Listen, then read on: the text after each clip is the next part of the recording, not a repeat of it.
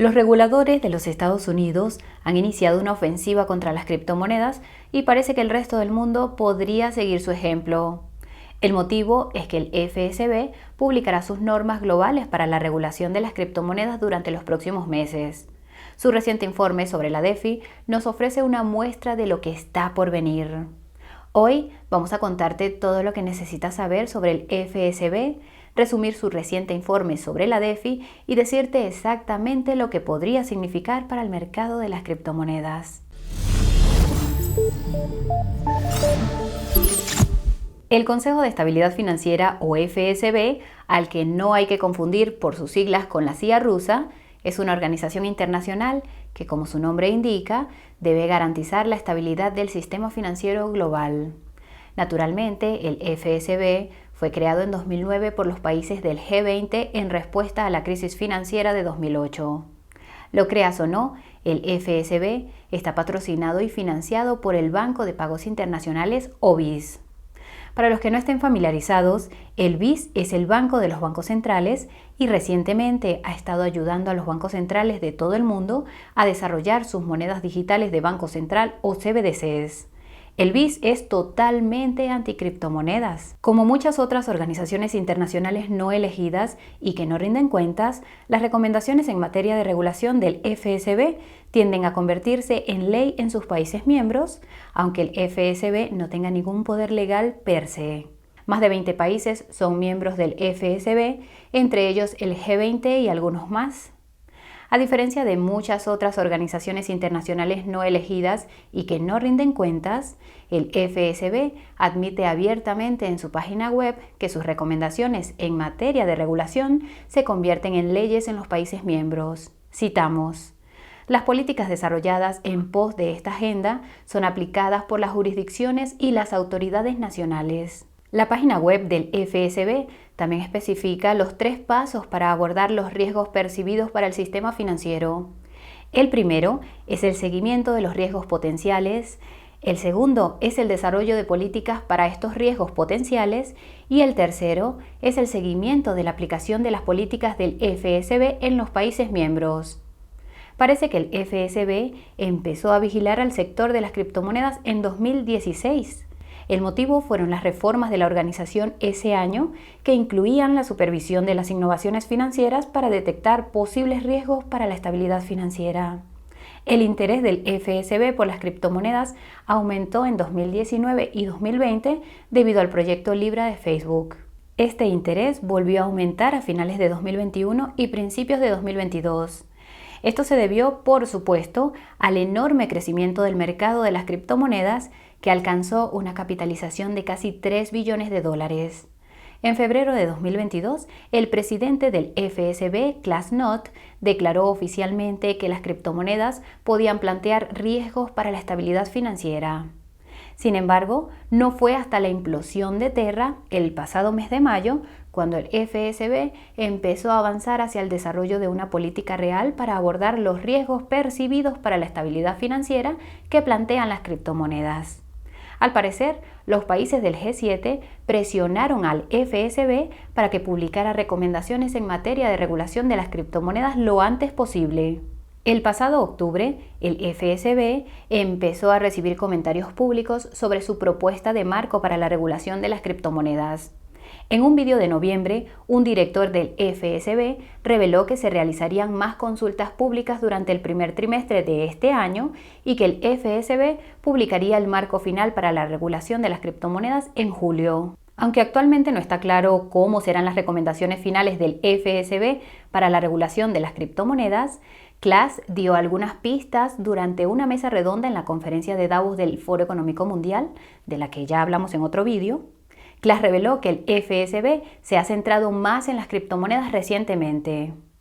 También explicó que el FSB planea utilizar, citamos, prohibiciones, aislamiento y regulaciones para abordar los riesgos para la estabilidad financiera que aparentemente plantean las criptomonedas. Parecía insinuar que el FSB quiere prohibir las monedas estables y parecía sugerir que el marco del FSB se dirigirá a los países pro criptomonedas. Se pueden encontrar más pistas sobre el marco para la regulación de las criptomonedas del FSB en su reciente informe sobre los riesgos para la estabilidad financiera de la DeFi. No es sorprendente que el FSB esté preocupado por la DeFi debido a las monedas estables. Pocos días después de la publicación del informe, Klaas dijo que la mayoría de las monedas estables existentes no cumplirán los criterios del FSB. Teniendo en cuenta este contexto, vamos a analizar el informe. Este informe sobre la DeFi del FSB se titula, citamos, "Los riesgos para la estabilidad financiera de las finanzas descentralizadas". Si estás interesado, dejaremos un enlace al informe completo en la descripción. Ten en cuenta que nos ceñiremos a lo que más nos ha llamado la atención por cuestión de tiempo. El informe comienza con un breve resumen en el que los autores destacan el hecho de que la DeFi ha sido hasta ahora mayoritariamente, citamos, autorreferencial, lo que significa que no interactúa realmente con el sistema financiero. La única excepción son de nuevo las monedas estables, que como sabrás están respaldadas en su mayor parte por deuda del gobierno de los Estados Unidos. Los autores sostienen que la DeFi en realidad no es diferente de la TradFi y por lo tanto defienden el principio de, citamos, mismo riesgo, misma regulación, que han estado repitiendo como loros muchas personas e instituciones afiliadas al FEM. Como era de esperar, los autores van un paso más allá al argumentar que las criptomonedas utilizadas en la DeFi no tienen valor. De todos los problemas obvios que identifican los autores, el único que merece la pena repetir es el de la gobernanza en la DeFi. Tómate un segundo para considerar que menos del 1% de los titulares de tokens DeFi tienen más del 90% del poder de gobernanza según Chainalysis. Si eso no es centralización, no sabemos qué podría serlo. Si te parece un tema interesante, puedes obtener más información sobre cómo funciona la descentralización en el ámbito de las criptomonedas en la descripción. Lo fascinante es que las preocupaciones del FSB sobre la DeFi tienen menos que ver con elementos como las monedas estables y la centralización y más con su potencial de crecimiento en el futuro. Lo tomamos como una admisión tácita de que los autores saben que la DeFi desafiará a la TradFi, algo que el FSB no quiere. Lo irónico es que los autores afirman que la DeFi carece de transparencia. Es irónico porque casi todas las transacciones de la DeFi son visibles públicamente. También es irónico porque el sistema financiero tradicional es mucho más opaco y sigue siendo la zona cero de la actividad financiera ilícita a pesar de todas las regulaciones financieras. Los autores continúan revelando que actualmente están supervisando las implicaciones de la DeFi para la estabilidad financiera. Recordemos que esta es solo la primera de las 3 etapas del proceso de implantación de políticas del FSB. Los autores señalan que acabarán colaborando con los reguladores para establecer regulaciones específicas para la DeFi, pero no dicen cuáles. Lo que sí dicen es que estas regulaciones específicas para la DeFi se centrarán en cualquier conexión entre la TradFi y la DeFi. Esto incluye las monedas estables y los exchanges centralizados. Esto nos lleva a preguntarnos si el FSB intentará dificultarte, por ejemplo, la retirada de ETH para usarlo en exchanges descentralizados. La segunda parte del informe ofrece una breve introducción a la DeFi. Los autores admiten que en este ámbito el papel de las instituciones financieras tradicionales se sustituye por un contrato inteligente, inmutable y totalmente transparente. Incluso admiten que la DeFi es tanto una alternativa como una competidora de la TradFi. Los autores señalan la espiral de la muerte de Terra y el hundimiento de FTX como 2 acontecimientos que sacudieron el ecosistema DeFi. No mencionan el hecho de que la mayoría de los protocolos DeFi siguieron funcionando con normalidad a pesar de toda la volatilidad del mercado. Esto es algo que ni siquiera los exchanges centralizados pueden hacer.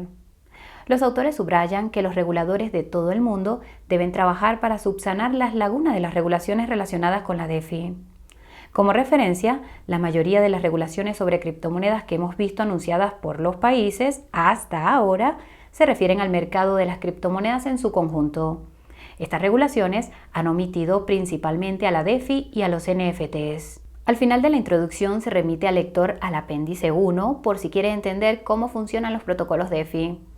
No hemos podido evitar fijarnos en que estas infografías utilizan lo que parece el token CEL de Celsius, el token KCS de KuCoin y el token USDT de Tether. Llámanos locos, pero creemos que están tratando de enviar una señal. La tercera parte del informe proporciona algunos antecedentes más sobre la DeFi. La explicación de los autores es sorprendentemente sencilla.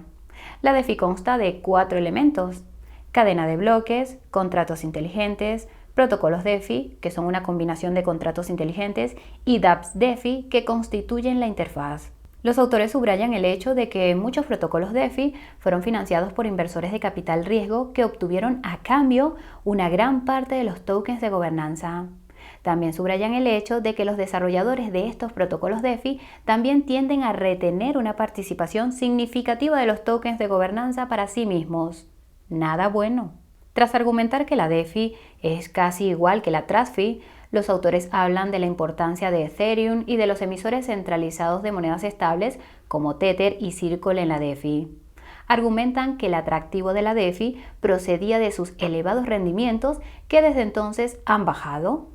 Mientras tanto, los rendimientos en la TradFi han subido. Las únicas diferencias que los autores ven entre la DeFi y la TradFi es que la primera tiene las siguientes características: contratos inteligentes en lugar de intermediarios, tokens digitales para las comisiones, composabilidad de protocolos, autocustodia, oráculos de precios y puentes de cadenas de bloques, dependencias externas y gobernanza dentro de la cadena.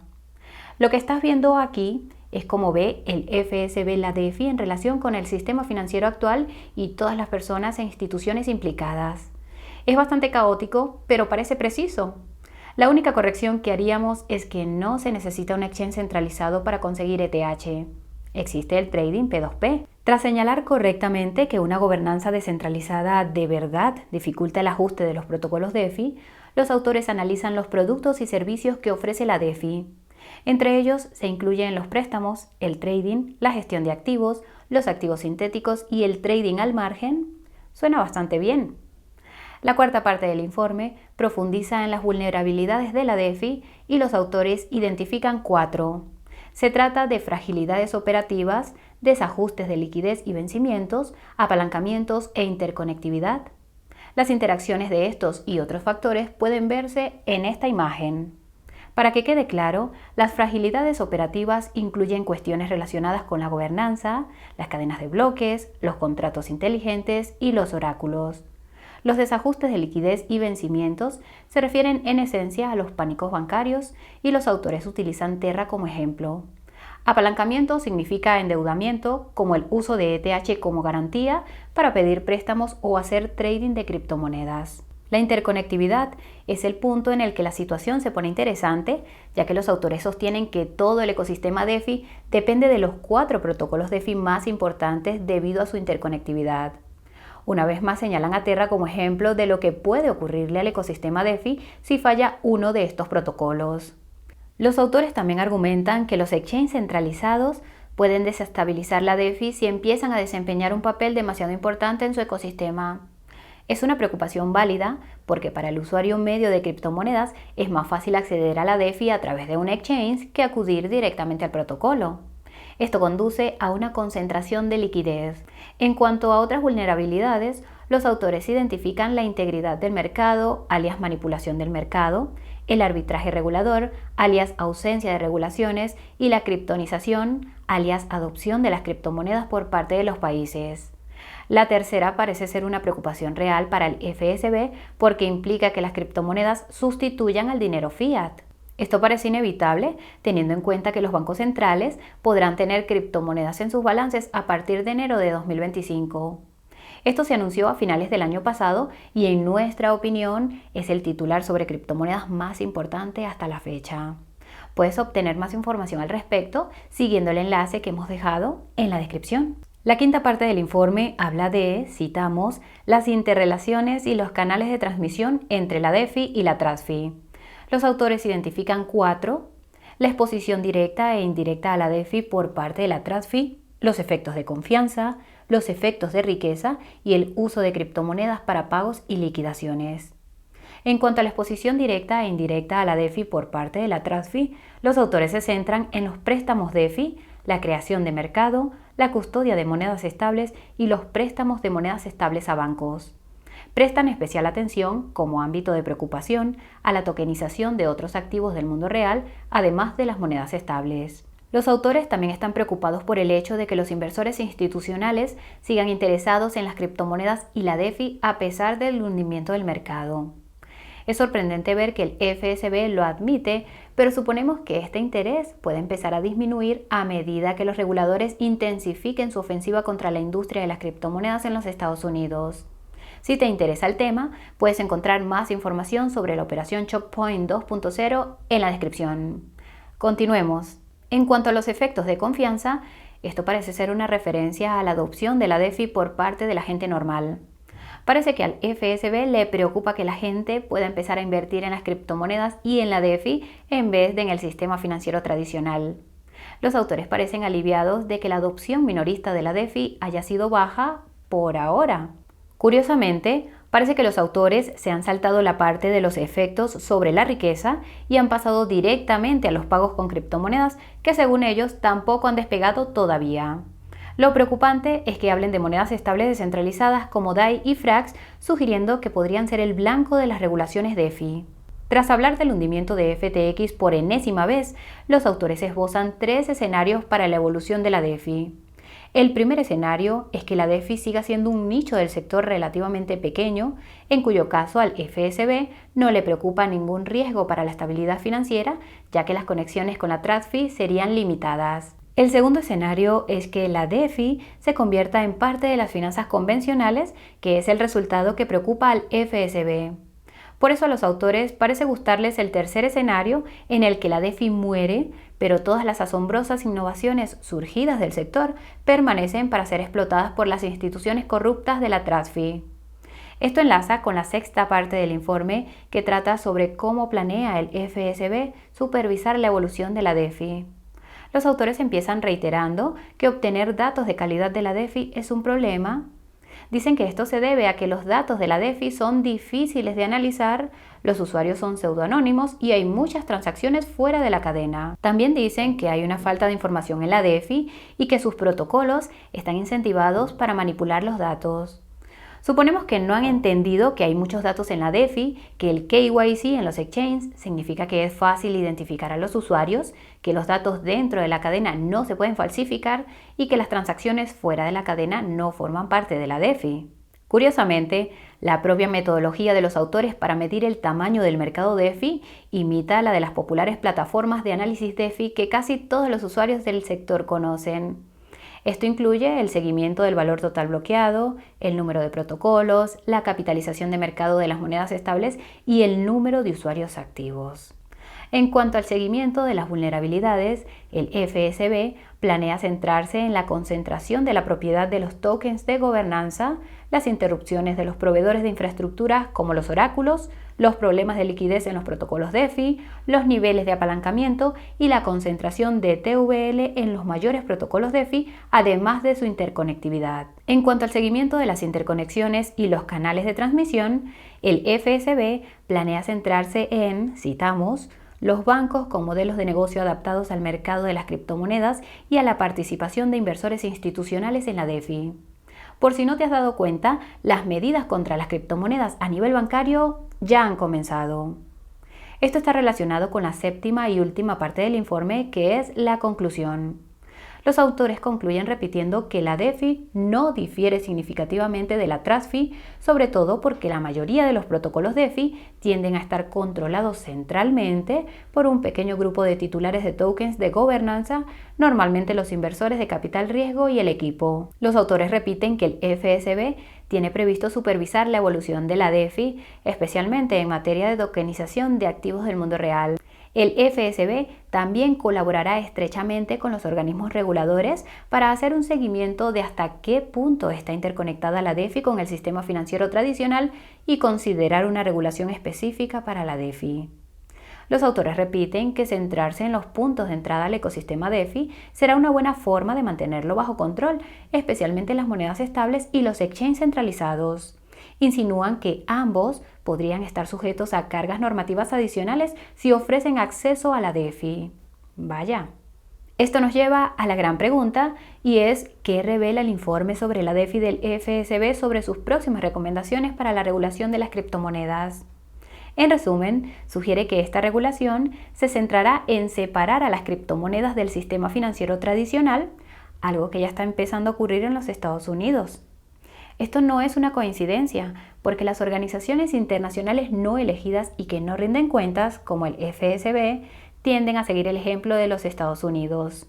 La idea es imponer los mismos requisitos a otros países para que no haya arbitraje regulatorio, o mejor dicho, para que no adopten las criptomonedas y desafíen al dólar. La cuestión es que no todos los países parecen estar de acuerdo con los Estados Unidos en materia de criptomonedas. Además del hecho de que las recomendaciones para la regulación de las criptomonedas del FSB solo se aplicarán en un par de docenas de países, algunos de estos países se han adelantado creando su propia regulación. Hablamos del Reino Unido y la Unión Europea. Si has visto alguno de nuestros vídeos sobre sus propuestas de regulación en materia de criptomonedas, sabrás que son sorprendentemente pro criptomonedas. Como hemos mencionado en otros vídeos, esta apertura anormal a las criptomonedas por parte de los aliados de Estados Unidos parece tener sus raíces en desacuerdos y problemas geopolíticos. Por cierto, países como Rusia e Irán están empezando a adoptar las criptomonedas para el trading internacional. Si superpotencias como China siguen su ejemplo, las criptomonedas podrían amenazar la supremacía del dólar en el comercio internacional. Esto es algo que organizaciones como el FMI han admitido no tan sutilmente. En lo que respecta específicamente a la DeFi, creemos que está claro que el FSB planea centrarse en cualquier protocolo DeFi en el que los inversores de capital riesgo y el equipo tengan el control mediante tokens de gobernanza. La mala noticia es que la mayoría de los protocolos DeFi se ajustan a este perfil. La buena noticia es que los que no lo hacen están verdaderamente descentralizados y deberían ser inmunes. Todo depende de la intensidad con la que el FSB persiga a las monedas estables. A juzgar por los comentarios de Class, van a poner toda la carne en el asador en este nicho del sector. Esto tiene sentido si recuerdas que el BIS supervisa al FSB y el BIS ve las monedas estables como competidoras directas de sus distópicas CBDCs. Si estás interesado en conocer las diferencias entre las criptomonedas y las CBDCs, puedes utilizar el enlace que hemos dejado en la descripción. En resumen, anticipamos que las recomendaciones del FSB sobre criptomonedas serán tan agresivas como las actuales medidas represivas en los Estados Unidos. Sin embargo, no creemos que la mayoría de los países sigan el ejemplo del FSB, ya sea por razones geopolíticas o por el deseo de atraer a sus jurisdicciones una industria de varios billones de dólares. Con un poco de suerte, las recomendaciones del FSB sobre la regulación de las criptomonedas reflejarán la realidad de que los Estados Unidos y sus aliados se quedarán atrás si no presentan regulaciones razonables en este ámbito. Esto es algo sobre lo que toda la industria de las criptomonedas lleva meses advirtiendo a las autoridades de los Estados Unidos. Esperemos que por fin escuchen. Muchas gracias por vuestro tiempo. Nos vemos en el próximo vídeo. Chao, chao.